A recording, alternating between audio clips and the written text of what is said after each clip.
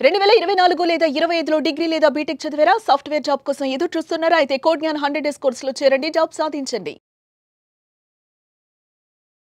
Hi everyone, I am Poojita. I am from JFS 17 batch, Amirpet branch. So I got placed in Sonata Software with 4 LPA package.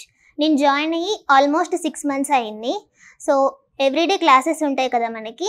మాకు first aptitude జరిగింది, almost ఒక 2 months జరిగింది. And తర్వాత SQL జరిగింది, ప్యారలల్గా front end back end కూడా జరిగాయి మాకు.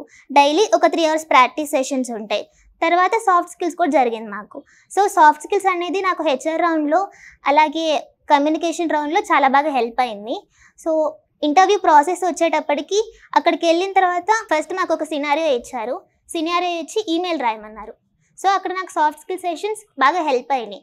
టెక్నికల్ రౌండ్లో వచ్చేటప్పటికి ఏదో ఒక ప్రాజెక్ట్ని ఎక్స్ప్లెయిన్ చేసి ప్రాజెక్ట్లో మనం వేరియబుల్స్, మెథడ్స్, ఫంక్షన్స్ యూజ్ చేస్తాం కదా, అవన్నీ కోడ్ రాయమన్నారు. రాసిన తర్వాత జావాలో ఊప్ కాన్సెప్ట్స్ అడిగారు.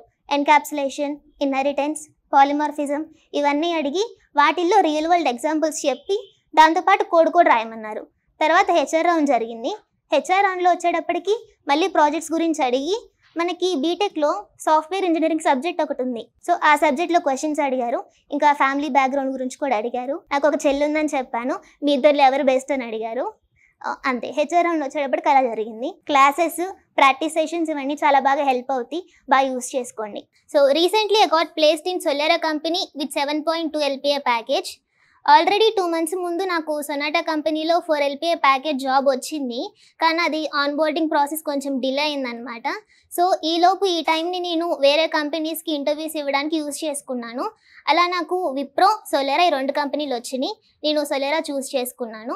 సో ఈ ప్రాసెస్లో కోడ్ జ్ఞాన్ అనేది మనకు చాలా బాగా హెల్ప్ అవుతుంది. ఇంటర్వ్యూ ప్రాసెస్ చూసుకుంటే మొత్తం 4 rounds జరిగినాయి. First aptitude round, second technical round, తర్వాత 2 TRs జరిగినాయి.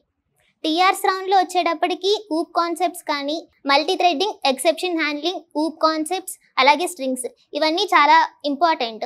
వీటి గురించి బాగా నేర్చుకోండి.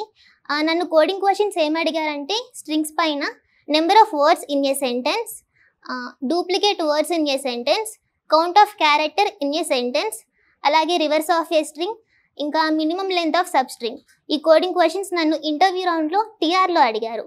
ఇంకా OOP concepts, multithreading, exception handling వీటి మీద కొన్ని క్వశ్చన్స్ అడిగారు.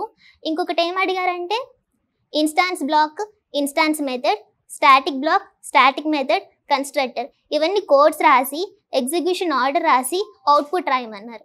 సో అలా ఒక క్వశ్చన్ అడిగారు. 3.5 LPA వస్తే చాలా నార్మల్ ఇంటర్వ్యూస్ జరుగుతాయి. అబౌవ్ 6 lakhs ప్యాకేజ్ మీరు క్రాక్ చేయాలి అంటే చాలా ఇన్ డెప్త్ స్కిల్ నేర్చుకోవాలి. ఆన్ పేపర్ అట్లా లాజిక్స్ రాయటం ఉండాలి. ఇప్పుడు తను సొనాటా అటెండ్ అయింది, ఇంకోటి విప్రో అటెండ్ అయింది, సొలేరా అటెండ్ అయింది. ఏ ఇంటర్వ్యూ ఎట్లా అనిపించింది? సో విప్రో అయితే కొంచెం ఈజీగా ఉంటుంది. విప్రోలో నన్ను ఫిబొనాకీ సిరీస్, ఇంకా swapping A number, reverse of a string ఈ 3 చాలా చిన్న ప్రోగ్రామ్స్ అనమాట.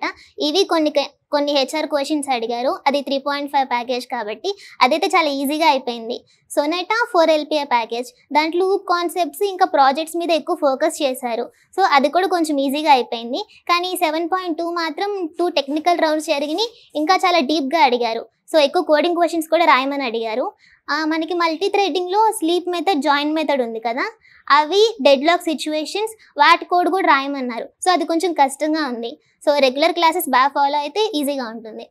డైలీ 2 hours ప్రాక్టీస్ సెషన్ ఉంటుంది కదా, అవైతే నాకు చాలా బాగా హెల్ప్ అయినాయి. ఎందుకంటే మనం ఏం క్వశ్చన్స్ ప్రాక్టీస్ చేయాలి అని ఒక లిస్ట్ ఇస్తారు, అవన్నీ మనం ప్రాక్టీస్ చేస్తాం కాబట్టి సో మనం బయట రిసోర్సెస్ రిఫర్ చేయాల్సిన అవసరం ఎక్కువ ఉండేది కాదు, ఈజీగా అయిపోయేది.